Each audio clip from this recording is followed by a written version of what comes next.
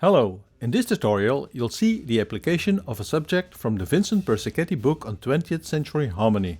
That is, writing music with polychords consisting of two layers with major or minor triads. After discussing the building blocks and the basic chord progressions, you'll see the detailed application in a short orchestral piece of music.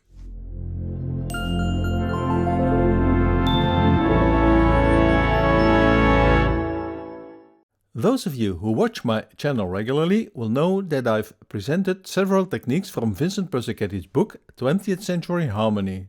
Last month I uploaded 2 videos on writing music with polychords in seconds.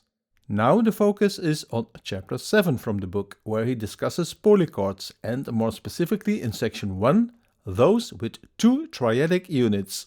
This implies that the source elements for this episode are 2-layer polychord structures consisting of major and minor triads. From the source elements I create building blocks, short polychord progressions with either single-type trichords on symmetrically distributed roots or, alternatively, a continuity with hexatonic triad pairs. From the building blocks I construct hexachords and chord continuities, and you'll see a short example composition for orchestra where all these will be applied. Help to grow the channel by subscribing or support tutorial production through either a one-time PayPal donation or become a patron. Let's now start with the fundamentals. This episode is based on section 1 from chapter 7 Polychords in Persicchetti's book. There he discusses a specific polychord type that consists of 2 triadic units. This is obtained by stacking 2 3-part structures in thirds. We combine major and minor triads into hexachords and then create chord progressions. Here you see an example for each of the 4 possible combinations. We begin by stacking 2 major triads, G major on top of C major. Minor over major triad, then major over minor, and finally stacking 2 minor triads. Deliberately, my examples yield polychords that may be either interpreted as extended diatonic chords or as atonal hexachord structures. In his book, Persichetti then discusses the level of dissonance and resonance for each of the 4 combination types. Here you see the options for stacking 2 major triads. Note that the C major triad in the bottom layer is in second inversion position voicing. According to Persichetti, the use of the overtone series for chordal functions 3 and 5 yields maximum resonance. So here is the ordering from high to low resonance as we move from left to right.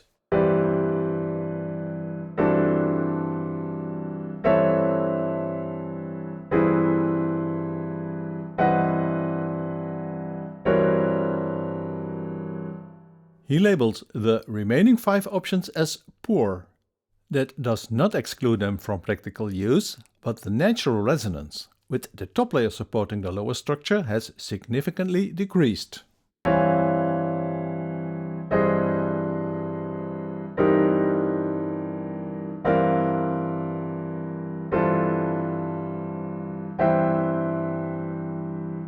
Another practical consideration suggested by Persichetti is the use of outer part counterpoint, that is, contrary motion as a musical element.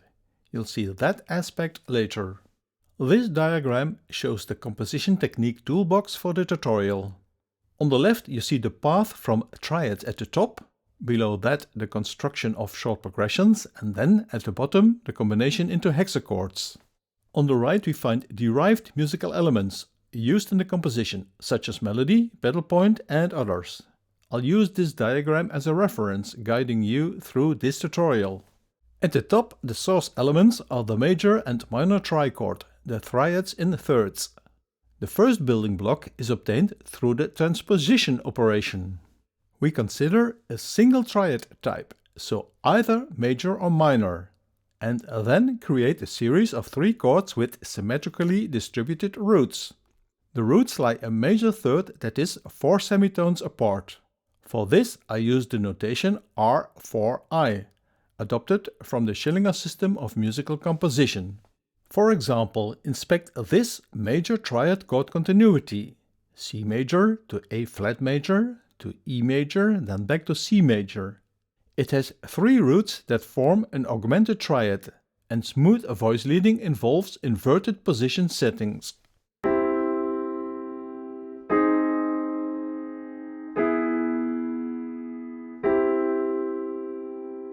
The second building block requires the triad type combination plus transposition operation.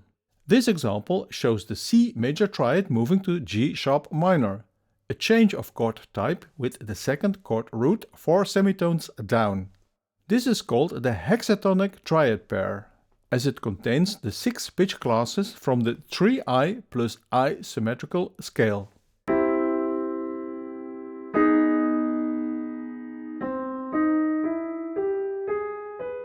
This triad combination is a type of Riemannian transformation. See my set of tutorials on this subject. We obtain a chord continuity by linking 2 hexatonic pairs with symmetrically distributed roots. One option is the 4-chord progression C major to G sharp minor to E major to C minor shown here. The result is a move from major to parallel minor triad.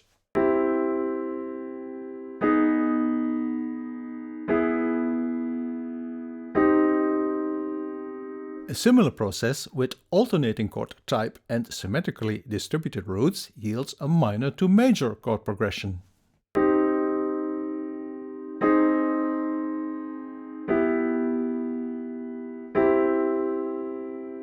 From the hexatonic triad pairs progression, we may derive a melody element that will be used as the main theme in the example composition. It is 8 measures long and based on the major to minor hexatonic triad pair. The melody phrase structure is A-B-B-A. The time signature is 3-4.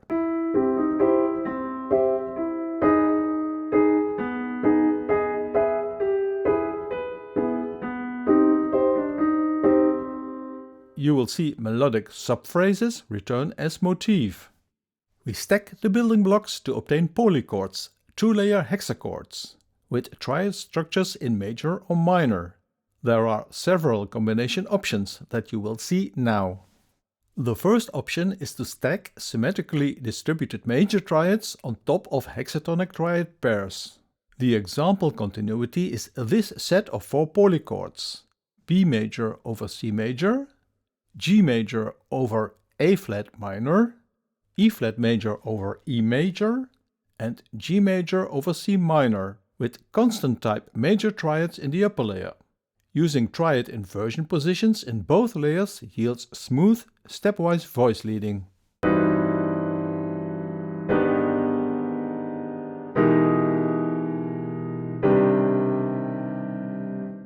I've added diatonic chordal function labels. Later you'll see where and how this polychord continuity is used in the example composition. We may reverse the stacking order with hexatonic triad pairs on top of symmetrically distributed major triads. The 2-layer hexachord continuity is A flat major over F major, E minor over D flat major, C major over A major, and A flat minor over F major.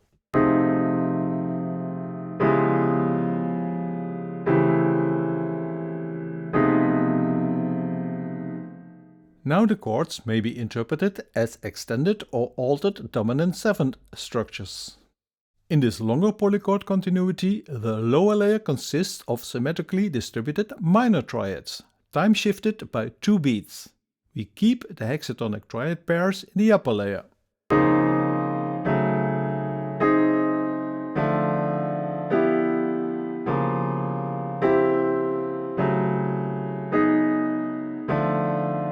Each top layer chord receives 2 bottom layer companions.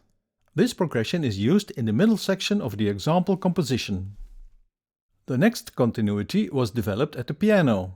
It was the starting point for the example composition, and it does not fulfill the symmetrically distributed roots condition. Instead, it is a more free approach and involves stacking 2 major triads. This setting uses the Persichetti aspect of outer parts counterpoint. Here we have a descending bottom layer, a set of second inversion triads. I've indicated the independent root movement in each layer, either with a diatonic or symmetric system label.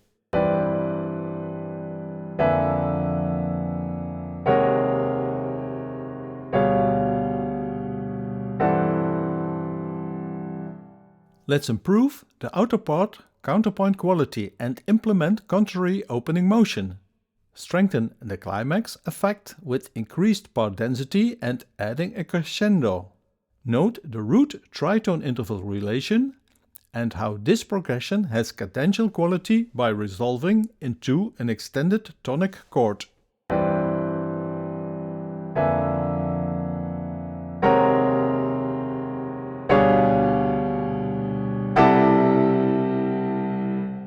This lends itself to a setting for brass, as you will see later. And here are some alternative chord structure continuities derived from the previous set. You may use the lower layer only, which now becomes a string of second inversion position triads.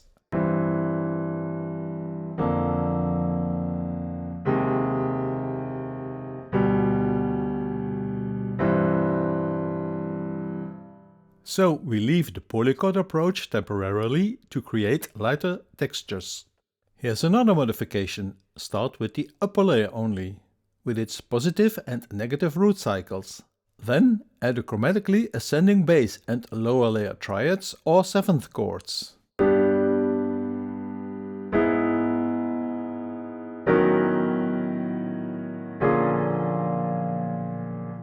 Observe the increasing dissonance level, with a maximum tension level on the third structure that has a minor ninth interval between bass and lead.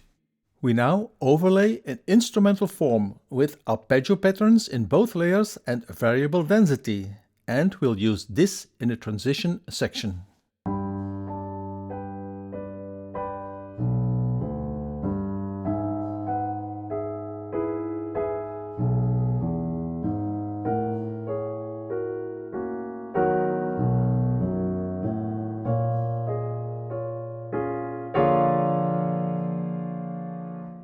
Now the focus will be on polychord application in the example composition.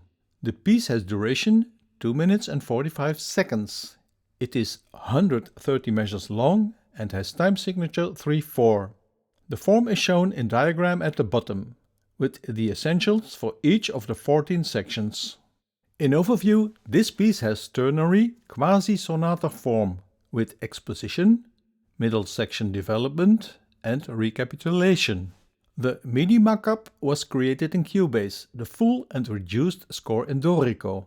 We'll study each section separately, then play the full composition at the end. The introduction uses the single layer building block 1, a transposed form of the major triads with symmetrically distributed roots. The 4 triads are B major, G major, E flat major and G major. The instrumental form is a set of delicate and soft arpeggio patterns for pitched percussion, that is, harp and celesta.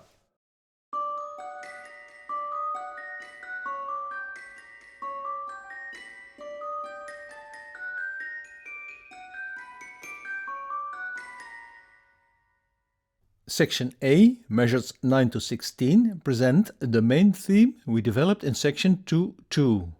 This is a polychord setting based on the stacking of symmetrically distributed major triads over hexatonic triad pairs.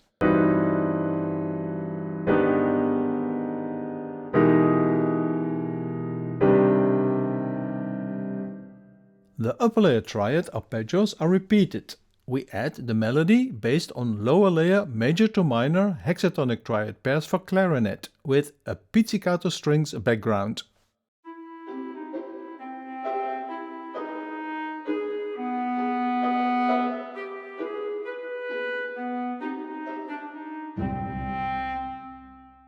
Rehearsal letter B is a transition. It is based on a motif MA, the first subphrase from the main theme. It is set for strings only, with imitation from high to low strings, thus increasing part density. Listen to this setting.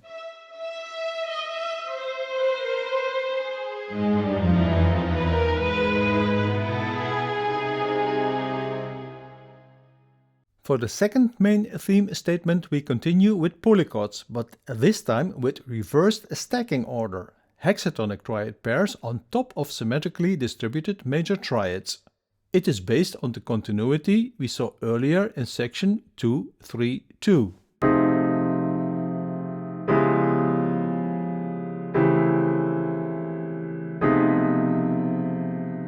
Let's inspect the instrumental forms. There is a pounding 8th note bass pedal point C to D flat, equivalent to C sharp, and then back to C for low register brass and strings.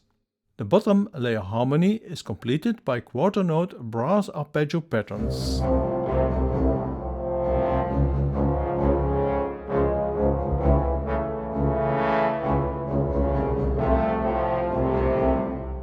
In the upper layer, the hexatonic triad pairs are set as 4-part sectional harmony for woodwinds, with octave doubling and doubled lead part in trumpet.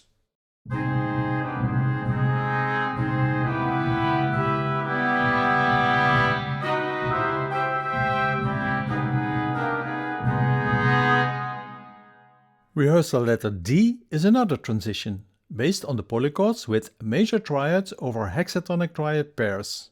We saw this continuity in sections 231 and 32. However, I modified the upper layer major triads to create a descending tremolo strings phrase with chromatically descending lead. Add passing tones to the bass part to create an ascending bass, thus achieving closing contrary motion between outer parts. In the background we hear the upper layer celesta and harp arpeggio patterns for an 8th note groove.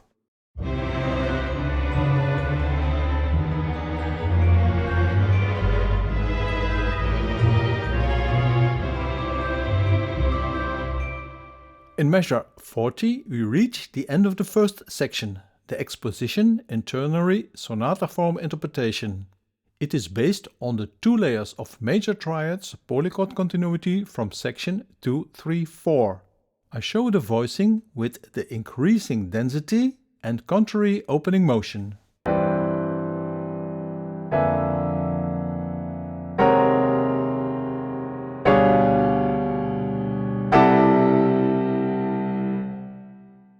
I changed the triads into minor type, thus obtaining a modified hexachord progression with constant 8-part density. The instrumental form is a sustained harmony fanfare setting for brass, with crescendo climax, and I added percussion.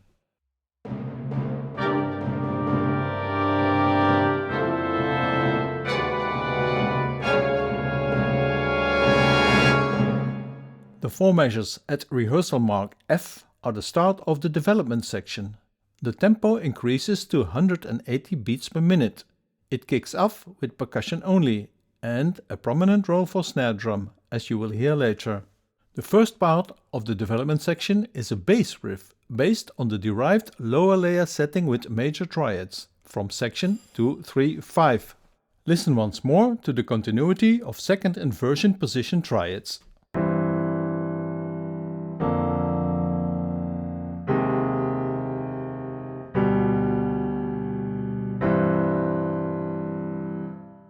As an instrumental form with slightly modified harmony, this becomes an ostinato bass part with quarter note groove for bass clarinet plus pizzicato celli and double basses.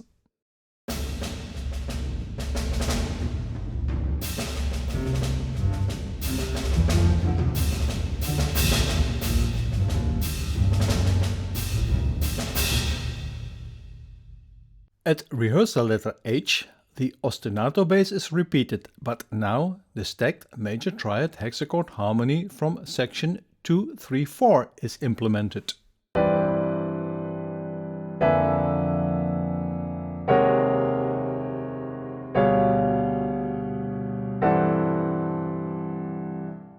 The lower layer harmony is played as sustained chords for bassoons, plus arpeggio 8th notes and clarinets.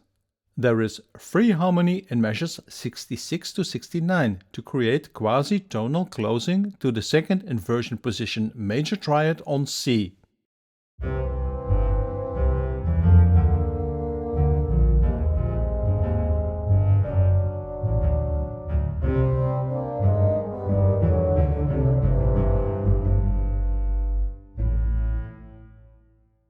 As another musical element, we add 16th note scalar runs in imitation for woodwinds and strings.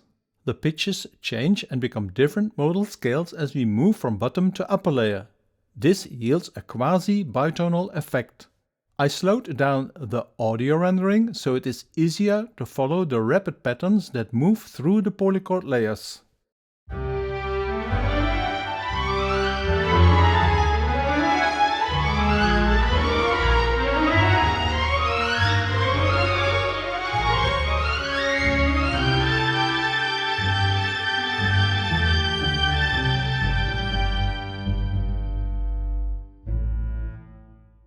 The slower and contrasting mood transition in measures 70 to 76 is based on the chord continuity from section 236, with the upper layer major triads over chromatically ascending bass and variable density chords.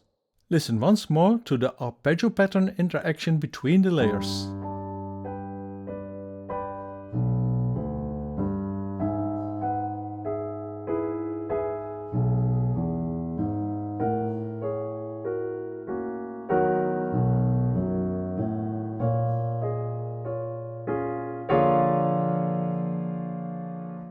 Notice the increasing dissonance level and part density, plus the inserted passing horn fifths in the upper layer.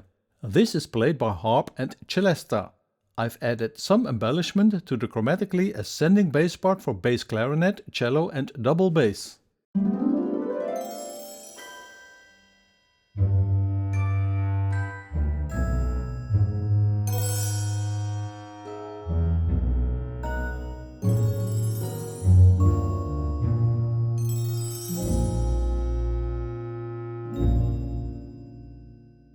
In part 2 of the development section, the fast tempo and energetic mood return, but there's a different harmonic continuity.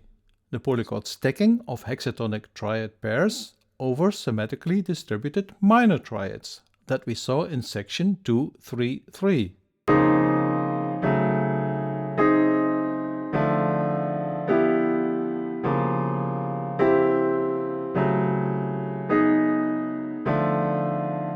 This continuity type is used from measure 77 until measure 111, the end of the development section. The instrumental forms chosen are staccato 8-note arpeggio riffs for low woodwinds, based on the local minor triad harmony. French horns play notes from both layers as 3-part stabs. Staccato patterns pass on to the strings, with now 16th note hexachord patterns for brass. Again, I lowered the tempo in this audio rendering.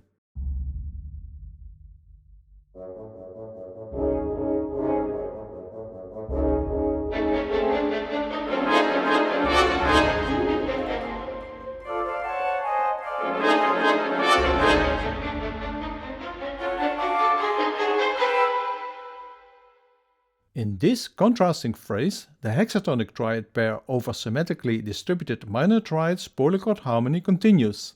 Let's look at the musical elements. The 8-note staccato riff now rises from low to low-mid register in strings. From measure 95 on, there's a set of short lower layer motifs plus horn stabs. This is the background for the lead melody played by woodwinds, violin and violas. Finally, notice the top part pedal point with 8-note octave leaps on pitches B to A sharp back to B. Compare this with the bass pedal point in measures 23 to 30. Listen first to what the lower strings and brass are doing at lowered tempo.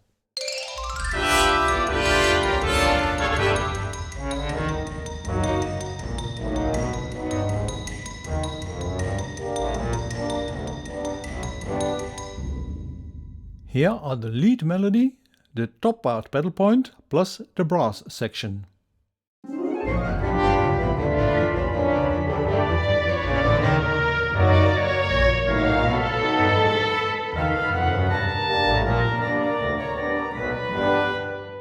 This is a rather intricate and busy section that prepares for the tutti climax that is following. Be aware that I'm still using the hexatonic triad pair over minor triads polychords. There are many musical elements acting in parallel here. We begin with the lower layer. The bass part is now in quarter note rhythm. There's an 8-note groove in staccato playing violas and celli. Occasionally, these cross into the upper layer harmony, as do the moving 3-part trombones. Listen to the combination of these with the bass.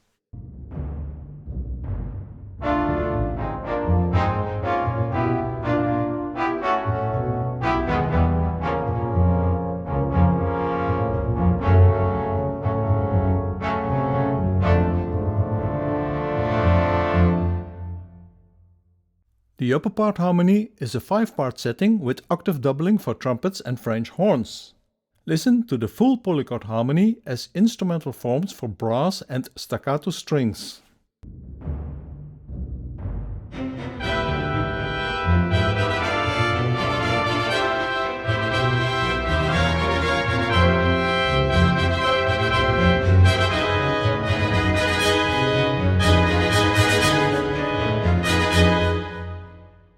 Over all this, there's a fresh lead melody for high woodwinds and violins in parallel octaves.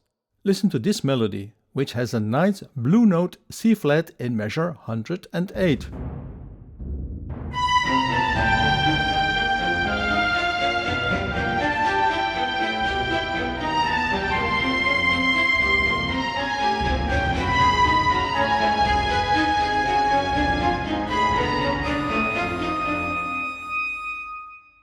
And here is the combination of all elements, for now still at the 120 beats per minute tempo. Try to identify the elements we discussed a moment ago, and be aware how the original polychord continuity underwent a metamorphosis through the selection of instrumental forms.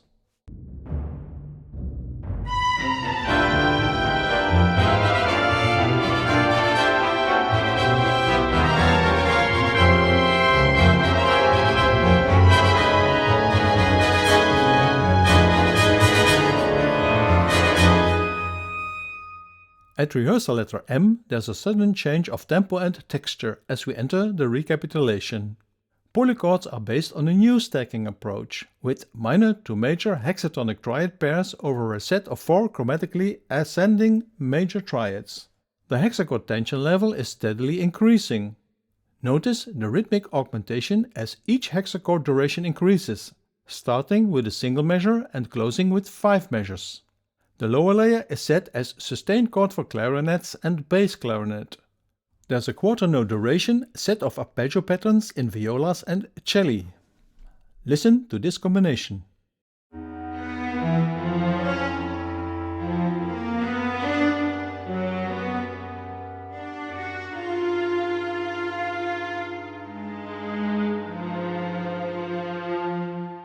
In the high strings, there's the return of the chromatically descending tremolo playing violins. Compare the transition in measures 31 to 39. This yields closing contrary motion in the outer parts.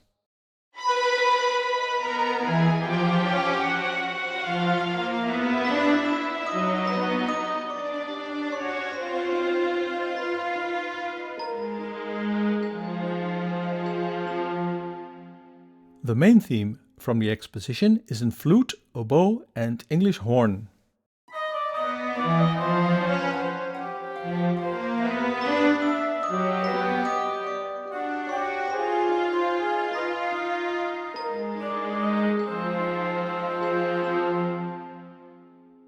The closing tutti climax is based on the stacking approach from section 234, the 2 layers of major triads with opening contrary motion.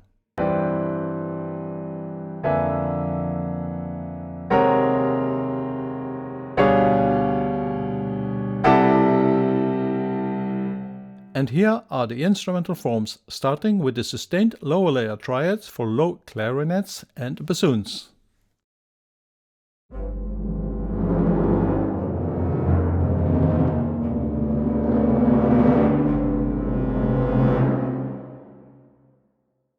Full polychords are heard as variable density brass fanfare with opening contrary motion.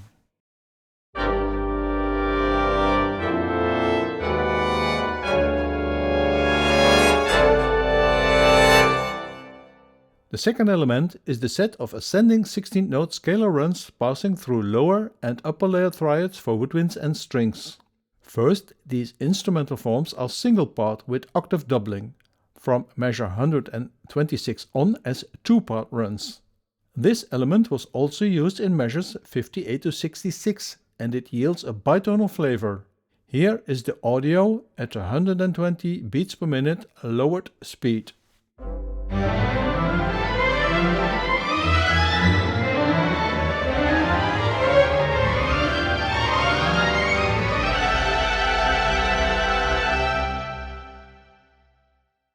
The closing chord D major over C major may be interpreted as an extended tonic chord. Let's listen to the combination of these two elements in tutti orchestration.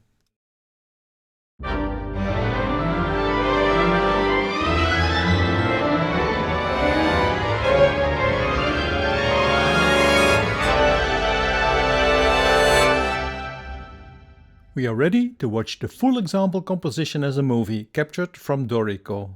You'll see an annotated reduced score. Try and recognize the aspects and details we discussed in the previous sections. Some of the annotations give Cubase MIDI markup details, such as virtual instruments used in VE Pro. Go to the website for the full score and more information.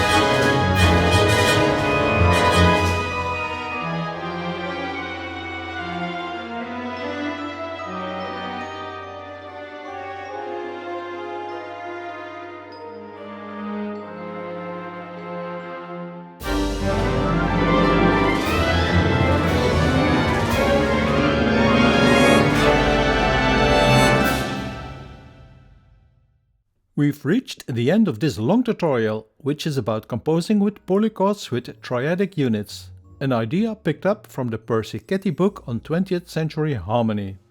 With either major or minor triads, we created two building blocks: 4 chord strings of triads with symmetrically distributed roots and the hexatonic triad pairs. Through the stacking operation, we obtained various types of polychord continuities. 2-layer hexachord progressions with specific character, such as outer part voice leading. Polychord phrases were then applied in the example orchestral composition. You saw the musical elements and instrumental forms for each section from this piece. with overall ternary form. For you, my patrons, there's a companion document with text, diagrams and score examples. Please subscribe to the channel in order to watch new tutorials. In case you would like to support my music education effort, find links for a PayPal donation and to my Patreon account in the video description. For more content, visit the website. See you next time and thanks for watching.